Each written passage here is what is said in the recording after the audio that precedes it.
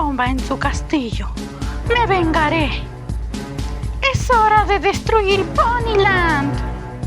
Vamos a arderlo en llamas.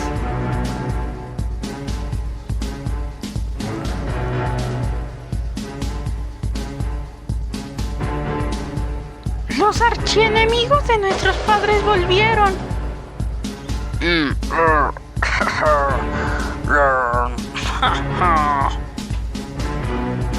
Programada para dentro de 1 hora.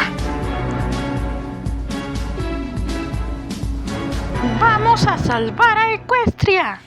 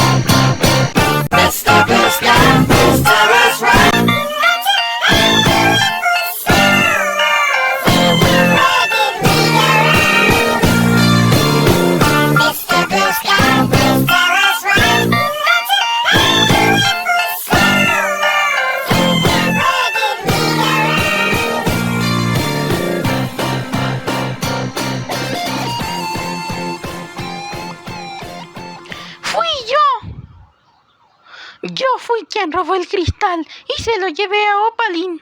Ella me obligó. Lo siento, y por eso les traje este regalo. ¿Un billete de la Lotería Celestial? Ah, sí, con los números 1, 2 y 3. Bueno, gracias. Bueno, nos tenemos que ir. Adiós.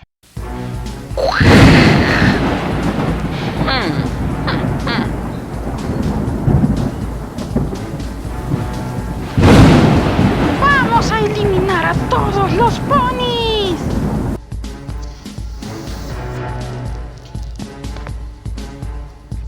Y el ganador de la Lotería Celestial para los 100 millones de Ponycoins son los números 1, 2 y 3.